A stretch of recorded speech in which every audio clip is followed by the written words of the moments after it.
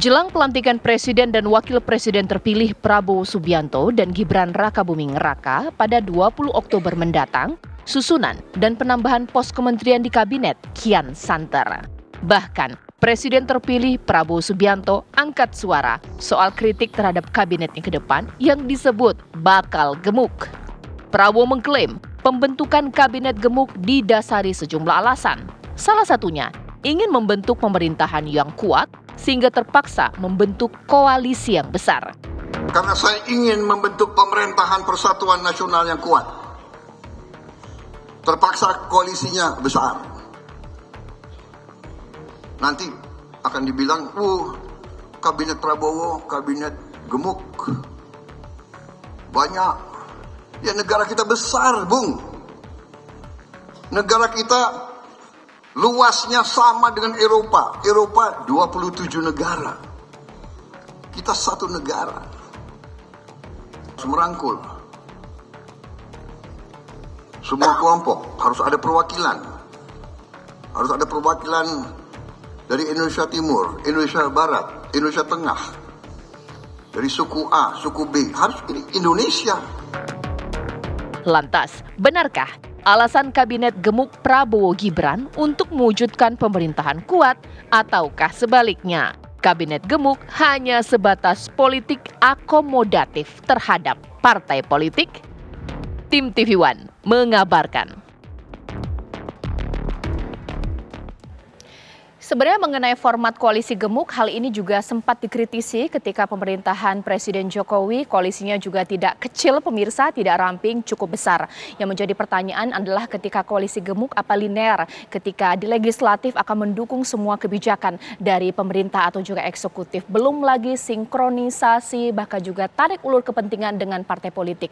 Ketika Presiden terpilih Prabowo Subianto sudah mengambil sikap koalisi gemuk karena negara kita besar, Bung, untuk memperkuat pemerintahan pemirsa. Mari kita bahas di Apa Kabar Indonesia Malam. Akankah bisa terrealisasi sesuai dengan niat baik di awalnya pemirsa?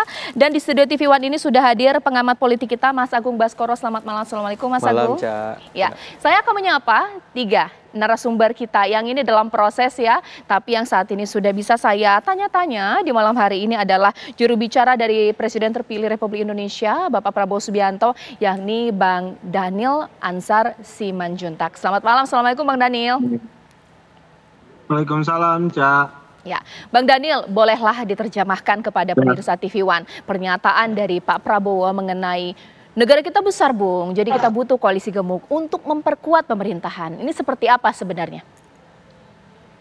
Iya, pertama memang menyusun kabinet di Indonesia itu harus seperti disampaikan oleh Pak Prabowo secara langsung harus mengakomodir banyak unsur yang Pak Prabowo maksud adalah misalnya latar belakang suku, kemudian kelompok, kemudian kedaerahan dan sebagainya. Jadi variabelnya banyak sekali, termasuk kemudian latar belakang partai politik secara politik, kemudian banyak hal lah. Jadi inilah yang kemudian diupayakan oleh Pak Prabowo supaya bisa mengakomodir, mewakili berbagai kelompok.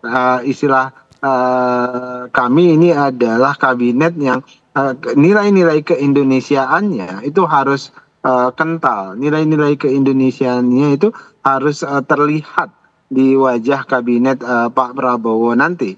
Nah, oleh sebab itulah karena memang Indonesia tingkat keberagamannya tinggi, Pak Prabowo berusaha meramu nilai-nilai itu dalam satu bahasa kabinet yang nanti akan beliau bentuk. Jadi ini bukan sekedar misalnya banyak yang menyatakan ini bagi-bagi kursi, upaya mengakomodir koalisi partai dan sebagainya. Tidak terkait dengan itu, tapi yang ingin dilakukan oleh Pak Prabowo adalah mengakomodir semua unsur-unsur keindonesiaan. Jadi itu yang sedang dan akan dilakukan oleh Pak Prabowo. Oke, Itu dia jawaban dari Bang Daniel mewakili Pak Prabowo. Sekarang sambil saya menunggu komunikasi saya dengan Bang Melkiades Lakalena, bahkan juga Mas Seno Baskoro, mungkin Mas Agung boleh dijelaskan bahwa secara diplomatis dan juga kalau melihat niatan baiknya ya mewakili beberapa unsur di masyarakat. Jadi kalau terwakili pasti akan lebih baik. Tapi sekiranya apakah ini benar-benar menjadi agenda utamanya ataukah memang didorong terus nih dengan partai politik pendukung yang cukup banyak? Iya, Cak. Jadi ini salah satu ekses ya ketika sistem presidensil kita berpadu padan dengan sistem multipartai ekstrim. Sehingga mau nggak mau presiden terpilih harus mengakomodasi kepentingan-kepentingan politik, kepentingan-kepentingan yang atas nama suku, agama, ras, dan seterusnya tadi supaya apa? Supaya ada keseimbangan politik ketika dia memerintah. Walaupun dalam pengertian lain kita juga nggak bisa mungkiri bahwa ya saya melihat bahwa Zaken yang sering menjadi wacana itu dalam konteks sekarang diperluas maknanya. Bahwa kalau dulu berpadu dengan sistem parlementer, sekarang sistem presidensil dan mau nggak mau akomodasinya lebih kuat. Untuk apa? Untuk mengakomodasi kepentingan plus profesional itu. Tapi yang profesional ini jarang dielaborasi dan saya kira harapannya berapapun nanti menteri yang ditunjuk Pak Prabowo apakah bertambah, tetap, ataupun lebih besar seperti itu, harapannya tetap ada perwakilan-perwakilan yang lebih besar dari kalangan profesional seperti itu. Dan itu sudah di-spill tipis-tipis saat pidato kemarin ya di depan BNI Summit Investor itu bahwa akan ada beberapa menteri yang bagus dari era Pak Jokowi dibawa kembali untuk menjadi anggota kabinetnya Pak Prabowo. Saya kira itu sinyal positif. Kenapa? Karena kita butuh teknokratis yang banyak untuk menjawab tantangan ke depan. Tapi di luar itu semua, ketika ada arahan Pak Prabowo mengungkap bahwa ini Indonesia besar, Bung. Saya membayangkan beliau ini ingin membawa Indonesia masuk dalam sebuah narasi abad Asia, Cak. Ya. Jadi ingin ya dalam tanda petik membesarkan narasi Indonesia, membawa bahwa kita itu bukan hanya besar di domestik tapi juga bisa di luar seperti itu. Oke, sekarang saya akan tanya langsung kepada Mas Seno yang sekarang komunikasinya sudah tersambung dengan saya mewakili PDIP. Mas Seno, ini sudah dikasih spill ya, koalisi gemuk, ya sudah pasti ini ya, untuk negara kita besar. Jadi semacam-macam jelas nih memberikan karpet merah untuk PDIP semerah baju saya, Mas Seno. Ya, baju saya juga merah malam ini, Mbak, kebetulan. Jadi Mbak Caca, saya rasa saya masih di dalam semangat optimisme bahwa ada berbagai harapan tentang bagaimana Pak Prabowo akan memimpin pemerintahannya ke depan, termasuk dalam konteks menyusun kabinetnya, terjemahkan visinya, termasuk dalam memilih orang-orang yang akan dimasukkan di dalam kabinetnya yang profesional. Sejauh ini kita masih merasakan aura harapan optimisme itu besar. Sehingga apa artinya semua persoalan yang kita miliki kemarin, berbagai kritik yang dilancarkan terhadap pemerintahan existing kemarin dari berbagai kelompok masyarakat, dari elemen perguruan tinggi, dari berbagai kelompok pro-demokrasi, itu kemudian bisa direparasi secara perlahan-lahan tahap demi tahap oleh Pak Prabowo.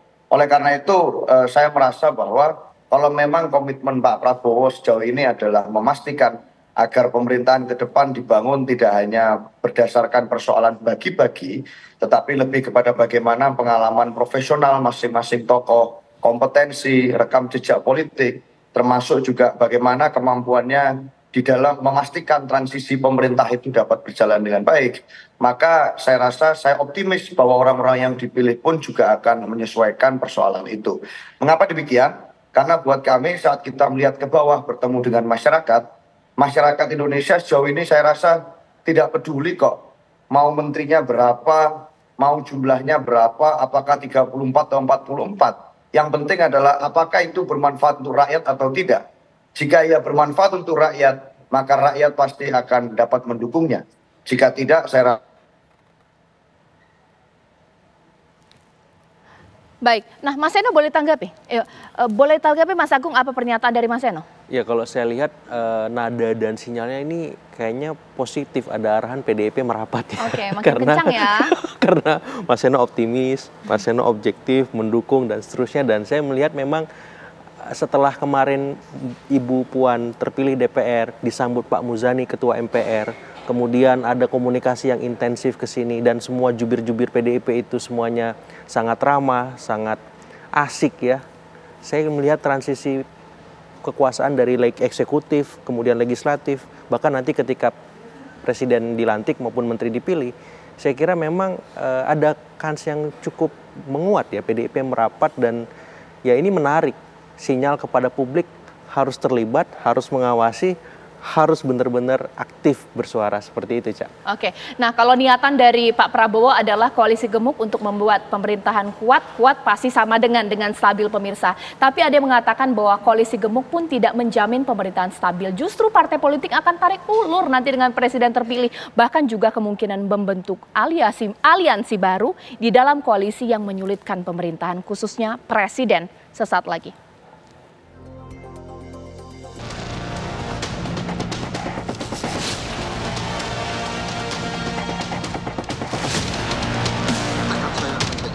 Dengan risiko, karena saya ingin membentuk pemerintahan persatuan nasional yang kuat, terpaksa koalisi yang besar.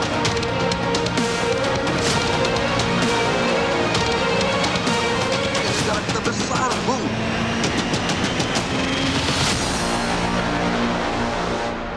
Karena tadi sempat terputus dengan Mas Seno, saya tanya kembali. Mas Seno, kalau tujuan dari Pak Prabowo ini adalah memperbanyak partai politik untuk masuk ke kabinet, koalisi gemuk adalah untuk membuat pemerintahan kuat atau juga stabil. PDIP janji tidak? Kalau dikasih jatah menteri, benar-benar loyal dengan pemerintahan atau eksekutif, mendukung semua kebijakan, atau jangan-jangan kritik. Kalau kritik terus, nggak setuju terus, gimana pemerintahan bisa kuat dan stabil, Mas Seno? Satu, yang pasti saya tidak berani berandai-andai bahwa kita ditawari atau tidak. Pertemuan dengan Bu Mega dan Pak Prabowo kan juga sampai hari ini momentumnya masih kita menunggu momentum yang terbaik. Kita sadar bahwa di dalam demokrasi aturan mainnya ditetapkan di pemilu. Dan pemilu itu menetapkan mana yang menang, mana yang kalah. Yang menang di dalam tradisi demokrasi manapun punya hak prerogatif untuk menyusun siapa saja orang-orang terbaik yang nanti akan dapat mengisi jajaran kabinetnya.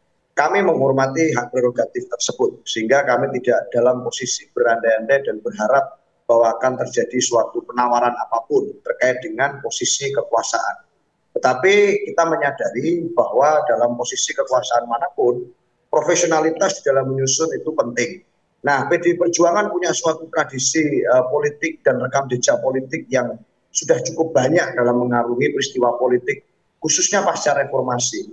Bagaimana tidak? Di dalam pemerintah kita pernah, di luar pemerintah kita juga pernah, memperjuangkan pemerintahan kita juga pernah, melawan pemerintahan di dalam konteks rezim Orde Baru sekalipun yang sangat otoriter pada waktu itu juga pernah kita lakukan. Maka di dalam berbagai peristiwa itu panduan dan pijakannya satu, yaitu akal sehat. Akal sehat itu artinya objektif. Jika ada yang berpihak kepada rakyat, program pemerintah, meskipun di luar pemerintah, pasti kita dukung dengan baik. Tetapi jika ada program-program yang perlu dikritisi, yang menyulitkan rakyat, misalnya program impor beras di masa pemerintahan Pak Jokowi, juga tentu kita kritik dengan elegan. Tidak dengan membabi buta, tidak dengan kritik. Nah, cerminan itu sudah bisa menggambarkan bagaimana saya rasa posisi politik dan kemungkinan-kemungkinan prediksi futuristik dari langkah PDI Perjuangan di masa pemerintahan Pak Prabowo. Apakah di dalam atau di luar, saya rasa nanti kita akan menunggu hasil pertemuan-pertemuan dari berbagai pihak, termasuk hasil Kongres PDI Perjuangan. Itu Mbak Caca. Ya, Mas Daniel, kan sudah jelas ya berarti ya, ditawarin atau tidak bahwa itulah posisi PDIP dari dulu dan sekarang akan objektif mengkritik. Masalahnya kalau di sini saja akan begitu, kita tidak tahu ketika di parlemen atau legislatif nanti seperti apa. Siap tidak dengan kondisi seperti itu? Worst case-nya adalah semakin banyak dimasukkan koalisi, tapi belum tentu mereka mengatakan iya untuk beberapa kebijakan dari pemerintah. Jadi tarik-menariknya agak kencang juga nanti ini, Mas Daniel. Mbak Caca, pertama etikanya tentu ketika Pak Prabowo memutuskan untuk melibatkan banyak kekuatan politik, banyak kelompok, banyak kekuatan demografis maupun geografis, begitu, suku dan sebagainya, tentu adalah konsekuensi yang harus Pak Prabowo pertimbangkan adalah semuanya harus dipastikan memiliki loyalitas yang tinggi. Etika sederhananya adalah ketika bersama-sama di dalam pemerintahan, maka idealnya kalau ingin ada yang tidak bersetuju, maka dia bisa sampaikan di dalam pemerintahan. Artinya di proses diskusi itu ada, proses dialektika itu ada di dalam pemerintahan. Tapi kalau dia ada di luar pemerintahan, artinya tidak masuk dalam kabinet, ya dia bisa bersuara di luar pemerintahan, artinya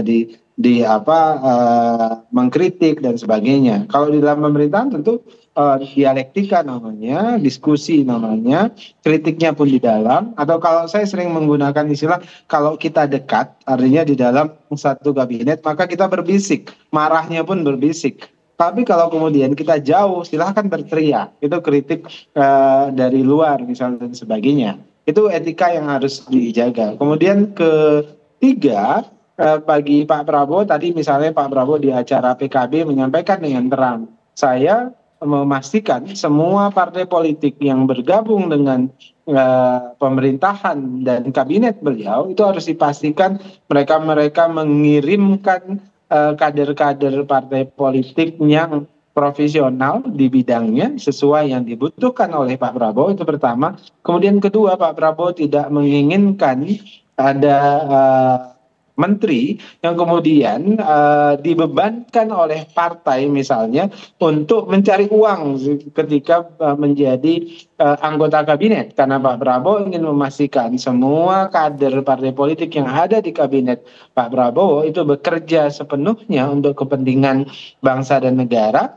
Kemudian Pak Prabowo ingin memastikan bersih dari praktek korupsi, dan Pak Prabowo ingin memastikan mereka loyal terhadap presiden. Itu yang paling penting tadi juga disampaikan Pak Prabowo di forum Rakornas PKB. Oke. Mas Agung, ini kan ada dua perspektif yang berbeda. Dari PDIP tetap ingin objektif jikalau masuk, sementara dari Bang Daniel adalah ada syarat nih dari pemerintahan, mulai dari mendukung, kritik yang juga tidak berisik, seperti itu, bahkan juga benar-benar loyal untuk pemerintahan. Ini bisa ketemu nggak sih praktiknya sebenarnya nanti? Biasanya eskalasi politik akan mencuat ketika memang di tengah atau akhir kekuasaan presiden. Partai-partai biasanya akan mencari perhatian rakyat dengan mengusung atau mendukung kebijakan-kebijakan populis. Yang pertama itu. Yang kedua, ada residu-residu kekuasaan di masa pemerintahan Pak Jokowi yang harus dihadapi Pak Prabowo. Itu bisa membuat eskalasi isu ataupun titik temu antar nalar Mas Seno dengan Bang Daniel tadi nggak ketemu. Jadi residu-residu yang kita tahu bersama lah, apakah soal kebijakan mercusuar, apakah soal Pilpres 2024 kemarin. Nah, yang ketiga yang bisa menstimulus juga adalah ketika pembagian jatah menteri ini tak sesuai harapan partai-partai yang di dalamnya. Ini juga bisa membuat eskalasi ataupun titik temu itu akhirnya tidak terpecahkan, sehingga partai-partai yang di dalam akhirnya merasa saya objektif saja deh berkoalisinya. Kalau memang bagus atau sesuai dengan harapan rakyat, saya dukung. Kalau memang bertolak belakang, ya ini repot ya, ngapain saya dukung gitu setengah hati atau main dua kaki. Nah, yang keempat, ada situasi ekonomi di mana hari ini kita sedang menghadapi tantangan yang tidak mudah. Nah, ini juga bisa menstimulus. Ada eskalasi, ada dinamika baik di internal koalisi maupun di eksternal yang sedikit banyak bisa membuat kemesraan di internal kabinet ini akan terganggu. Jadi 4 kondisi itu yang saya kira per hari ini bisa membuat bulan madu antara Prabowo dengan menteri-menterinya bisa berusia dini kalau memang beliau tak mampu ya menunjukkan konsistensi ataupun kapasitas yang mumpuni untuk memastikan kabinetnya ini memang tertib seperti itu. Oke, nah Mas Daniel, sebenarnya tuh saya juga penasaran, sebenarnya ketika koalisi gemuk ini mau akan direalisasikan dan diumumkan tanggal 20 Oktober, ada tidak sih pertemuan dengan partai-partai koalisi secara jelas supaya tidak ada sangka dan prasangka, rasa iri hati mungkin juga, mengenai jatah-jatah yang nanti akan dibagikan? Pembicaraan itu sudah lewat saja, jadi artinya Pak Prabowo sudah bicara jauh-jauh hari dengan para ketua umum partai, dengan koalisi partai terkait dengan keputusan pembentukan kabinet Pak Prabowo. Bagaimana kabinet Pak Prabowo yang akan beliau bentuk nanti, kemudian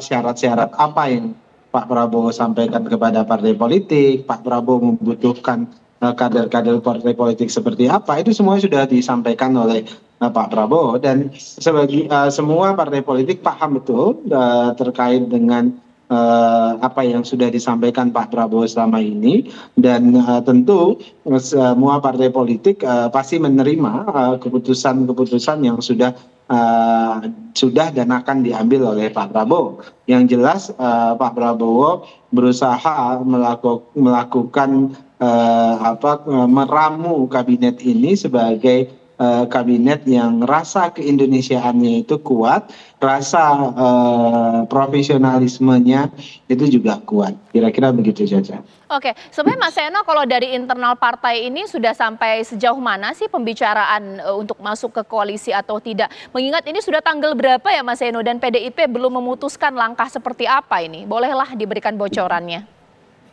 Ya, etikanya kan memang kita pada saat ini di dalam posisi ini seluruh kader partai diinstruksikan, ditugaskan untuk fokus pada pemenangan pilkada. Bagaimanapun itu satu hajatan demokrasi yang tidak kalah penting di masa transisi pemerintahan baru.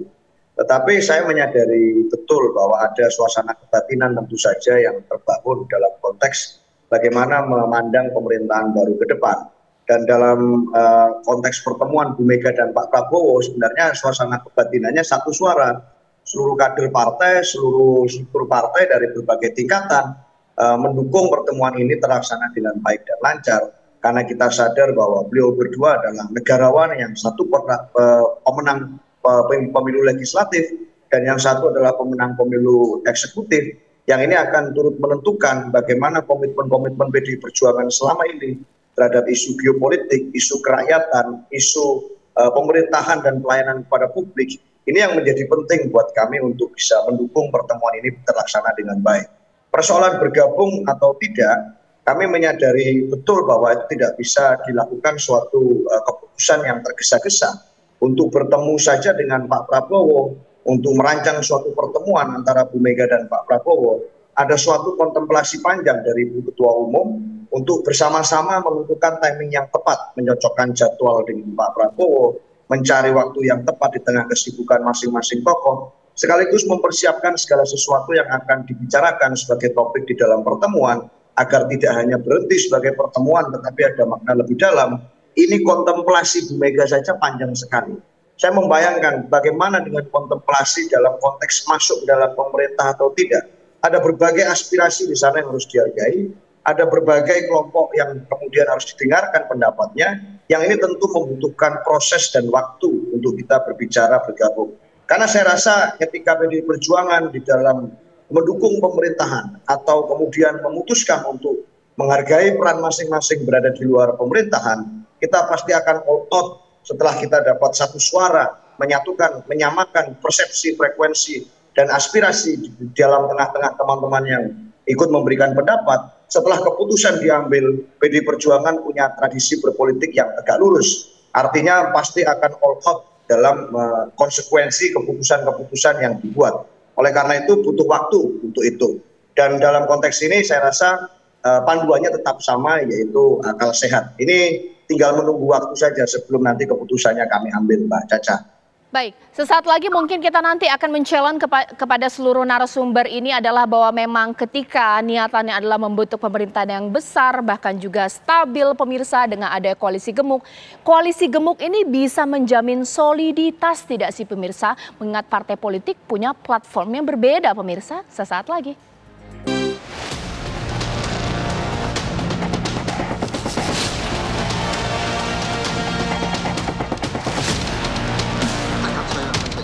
Dengan risiko, karena saya ingin membentuk pemerintahan persatuan nasional yang kuat, berpasangan koalisi yang besar.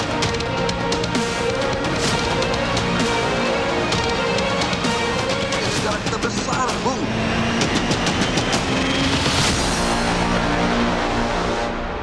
Ya, mungkin saya ke Mas Agung dulu deh. Jangan sampai kita salah kaprah ketika koalisi gemuk nanti akan untuk pemerintahan ke depan. Pak Prabowo ini memang menjadi kabar baik untuk partai politik pendukung dan juga yang mau masuk bahwa kalian punya jatah banyak ini. Karena kan sempat juga keluar statement bahwa justru kita mau mengakomodir menteri-menterinya Pak Jokowi dulu ini. Wah, ini kan bisa gigit jari juga partai politik, bagaimana? Iya, perimbangan itu yang memang kita akan tunggu. Apakah proporsinya lebih besar ya kalangan profesional, timnya Pak Jokowi yang sebelumnya sudah menjadi menteri, atau teman-teman partai yang memang ada banyak yang bergabung kan atas nama plus itu. PKB, PKS, Nasdem, mungkin juga PDIP, walaupun tadi Mas Seno bilang perlu perenungan yang panjang, tapi Pak Muzani beberapa waktu yang lalu sudah mengungkapkan bahwa akan ada nama yang dimasukkan, dan nama-nama itu memang bisa jadi menjadi semacam cara baru nanti efeknya bagi relasi antara Gerindra dengan PDIP ataupun PDIP dalam konteks kekuasaan kita ke depan ya. Karena nama-nama ini bisa jadi mungkin dalam tanda petik orang dekat ketum atau dalam tanda petik tidak terlalu kental kadernya. Dalam tanda petik juga bisa jadi orang yang memang bisa menjadi konektor antara Pak Prabowo dengan Ibu Mega agar intensif terus berkomunikasi ketika menghadapi dalam tanda petik ujiannya kan nanti ada kebijakan-kebijakan strategis yang itu harus diputuskan dan sedikit banyak mempengaruhi hajat hidup publik secara keseluruhan. Asumsikan kenaikan BBM misalkan, impor tadi ya, impor beras, impor apa. Kritik PDP boleh tapi jangan sampai terlalu keras ya, jangan sampai mengorkestrasi publik yang akhirnya membuat instabilitas politik yang tak perlu misalkan. Nah, saya kira hal semacam itu akan mengemuka dan bisa jadi akan kita lihat dalam beberapa waktu dekat. Kenapa? Karena tantangan ke depan itu sangat sangat jelas. Kelas menengah kita turun. Solusinya gimana? Deflasi terjadi. Gimana yang harus dilakukan pemerintah? Jadi semuanya tantangan ekonomi. Nah, ini kalau nggak diatasi dan kalau tidak hati-hati bisa menjadi krisis kan, seperti itu. Oke, di sini Mas Agung mengatakan, Mas Daniel, bahwa tantangan ke depan Pak Prabowo ini bersama dengan Gibran adalah ibaratnya pemerintahan yang nggak ada bulan madunya ya. Banyak sekali masalah yang harus dihadapi, butuh soliditas kabinet yang cukup kuat.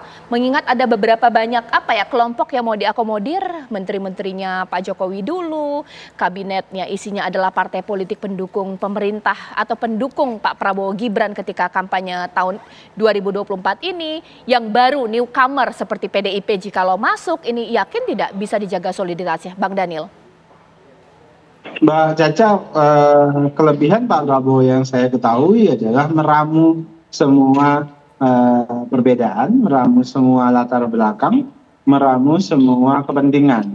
Jadi itu yang selalu menjadi salah satu kelebihan Pak Prabowo, dan kami berkeyakinan apalagi itu sudah menjadi keputusan Pak Prabowo pasti akan mampu meramu semua latar belakang yang berbeda-beda itu dan juga kepentingan yang berbeda-beda yang kemudian beliau satukan menjadi kepentingan yang sama, yaitu kepentingan untuk bekerja bagi bangsa dan negara dan tentu untuk kepentingan rakyat. Seperti tadi saya sampaikan, Pak Prabowo sejak awal itu sudah mewanti-wanti semua partai politik dan semua anggota kabinetnya nanti yang berasal dari berbagai unsur, bahwasannya Pak Prabowo tidak menginginkan adanya double loyalty. Pak Prabowo ingin ada loyalitas yang tunggal. Kemudian kedua, ketika partai politik mengirim kader-kadernya, tadi syaratnya harus profesional. Kemudian kedua, Pak Prabowo minta dan sudah sampaikan juga kepada pimpinan-pimpinan partai, beliau tidak menginginkan setiap menteri yang bekerja di kabinet beliau itu dibebani dengan beberapa tugas-tugas yang tidak sebagaimana mestinya oleh partai politik. Misalnya dibebani secara finansial dan sebagainya. Nah, itu yang Pak Prabowo sebutkan tadi di forum PKB. Pak Prabowo tidak ingin itu terjadi karena Pak Prabowo ingin memastikan semua menterinya, semua wakil menterinya itu bekerja untuk kepentingan rakyat dan ingin memastikan praktek korupsi itu bisa kita minimalisasi di pemerintahan Pak Prabowo ke depan. Oke, Mas Seno, saya nggak tahu ya, benar atau tidak, atau mungkin inilah anggapan dari masyarakat bahwa apakah memang karena sudah ada kriteria atau keinginan dari Pak Prabowo kalau mau masuk kabinet tidak ada double loyalty atau loyal kepada ketum, harus loyal kepada presiden seperti itu. Sementara kita tahu PDIP tegak lurus kepada ketum juga, Mas Seno. Ya, saya rasa kan dalam konteks ini besok setelah tanggal 20 maka Pak Prabowo adalah pemimpin tertinggi secara politik di Republik ini. Presiden itu kan pemimpin tertinggi. Maka dalam konteks itu saya rasa sudah tidak perlu dipertanyakan lagi bahwa semestinya siapapun yang bergabung di kabinet itu ya menjalankan tugasnya sebagai menteri dengan profesional dan all out, menjadi bagian dari tim presiden yang bekerja secara total, secara tuntas. Dan oleh karena itu pula saya yakin bahwa pemerintahan Pak Prabowo ke depan juga akan independen. Artinya pemerintahan beliau akan berdasarkan bagaimana sikap politik dan pemikiran Pak Prabowo. Tidak ada tokoh politik yang semestinya bisa melakukan intervensi, melakukan cawe-cawe. Karena saya rasa Pak Prabowo sebagai bagian dari aktor yang turut serta merancang sejarah dan terlibat dalam sejarah pasca reformasi Republik Indonesia. Ini seorang patriot yang tidak bisa dicawe-cawe oleh tokoh manapun. Dan loyalitas seluruh tim yang nanti akan dipilih presiden memang selayaknya harus bekerja tuntas dan total untuk bagaimana visi dari presiden dapat terwujud. Oleh karena itu, tetapi tetap menjadi penting bahwa di dalam konstitusi kita sekalipun, mekanisme kritik tetap diberikan ruang untuk bisa memberikan suatu pandangan atas blind spot yang mungkin saja terlupakan oleh kekuatan eksekutif. Dan di dalam konteks konstitusi, kewenangan itu terjadi sebenarnya di DPR. Seluruh partai politik mempunyai ruang untuk memberikan kritik, menjalankan fungsi pengawasan, dan dapat menyampaikan suara-suara kritis yang mewakili aspirasi masyarakat melalui DPR. Jadi bebannya sebenarnya bukan hanya di kami, di PDI Perjuangan. Kalau sejauh ini bagaimana masyarakat memandang bahwa ada di kami saja. Tetapi di dalam fungsi yang sesungguhnya, kalau kita mau bicara secara konsisten tentang sistem presidensial, maka DPR adalah pemegang fungsi kritis yang baik. Di sana terjadi fungsi pengawasan. Dan di dalam situasi yang sama pula, ada situasi di mana kerjasama itu harus dilakukan. Dukungan harus diberikan secara penuh. Dan PDI Perjuangan sudah mendukung secara penuh. Bagaimana pemerintahan Pak Prabowo ke depan harus berjalan dengan solid. Yaitu dengan mengirimkan nama terbaik sebagai Ketua DPR RI, yaitu Mbak Puan Maharani. Seorang tokoh yang sudah berhasil menyolidkan DPR RI selama satu periode kemarin, terbukti seluruh fraksi dapat menjalankan tugasnya dengan baik, merancang perundang-undangan, ikut serta mengawasi jalannya pemerintahan dan menjalankan fungsi anggaran. Dan saya rasa dukungan itu sudah diberikan dalam konteks pembagian peran antara eksekutif dan legislatif. Apakah nanti akan ada perkembangan-perkembangan di dalam dukungan itu? Saya rasa apapun bisa terjadi dalam dinamika yang hari ini terjadi. Tetapi yang pasti tetap sama. Setiap fungsi, setiap mekanisme harus dijalankan dengan all out. Di DPR harus dijalankan semua fungsinya dengan all out, termasuk fungsi kritis. Dan siapapun orang-orang yang ditunjuk secara profesional oleh Pak Prabowo untuk mengisi jabatan di kementerian, juga harus mengabdikan seluruh tugasnya untuk bangsa dan negara. Ideologi menjadi panduan, tetapi loyalitas pada bangsa dan negara. Itu Mbak Caca. Bang Daniel, boleh dong ditanggapi, kalau di sini kan sudah jelas ya bahwa kalau di eksekutif nanti menterinya jikalau masuk dari PDIP tegak lurus kepada presiden. Tapi bukan berarti kemudian di legislatifnya nanti akan yes man kepada presiden. Tapi kalau memang mungkin legislatifnya nanti kuat, susah juga ya kalau RUU nggak ada lolos-lolos menjadi undang-undang. Pusing juga Pak Prabowo. Bagaimana Bang Daniel? Iya, salah satu tujuan dari koalisi besar tentu adalah menjaga stabilitas agar kemudian kebijakan-kebijakan pemerintah itu bisa lebih akseleratif. Artinya proses pengawasan itu bisa tetap dilakukan sebagaimana mestinya. Kemudian di internal juga proses dialektika kan akan terus terjadi, mana yang terbaik untuk kepentingan bangsa dan negara, mana yang terbaik untuk kepentingan rakyat. Jadi tujuan dari menjaga stabilitas pada saat ini itu jauh sangat penting, karena dalam istilah Pak Prabowo hari ini kita membutuhkan persatuan, hari ini kita membutuhkan keguyupan, artinya rumah kita ini harus rukun, harus kuat. Kenapa? Karena di luar rumah kita secara geopolitik dan geostrategis itu sedang tidak baik-baik saja. Tingkat dinamikanya sangat tinggi, potensi konflik yang anarkis itu masih sangat tinggi. Anda bisa perhatikan apa yang terjadi antara Israel, Lebanon, Palestina, dan Iran, Ukraina, dan Rusia, dan seterusnya. Dan panas dingin dinamika geopolitik dan geostrategis ini menjadi concern Pak Prabowo untuk memastikan di dalam negeri kita kuat, di dalam negeri kita rukun, dalam negeri kita bersatu. Baik, terakhir Mas Agung, bahwa ini apakah jadi screening dari Pak Prabowo kalau mau masuk kabinet gemuk ini harus solid, kalau nggak solid ini nggak masuk kabinet gemuk, ini bagaimana?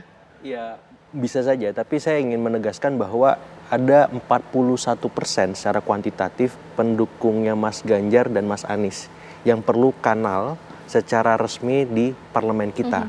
Kalau itu tidak hadir dalam partai-partai politik kita dan itu akhirnya berujung di jalanan ekstra parlementer, ini lebih berbahaya sebenarnya, membuat situasi politik dalam negeri menjadi tidak baik gitu. Nah, saya berharap ya kalau boleh sama PDIP ataupun partai-partai lain adalah yang tersisa supaya kanal ini jelas dan masyarakat dengan enak. Tapi kalau memang sudah tidak ada, berarti ini masukan buat publik agar terlibat berpartisipasi semaksimal mungkin. Oke, baik, kita tunggu nanti kabinet gemuk dari Pak Prabowo ini akan seperti apa. Apakah kabinet gemuk yang mengakomodir semua partai politik atau mungkin kabinet gemuk tapi selektif juga, ini harus menjaga soliditas. Terima kasih Bang Daniel, terima kasih Mas Seno, terima kasih Mas Agung.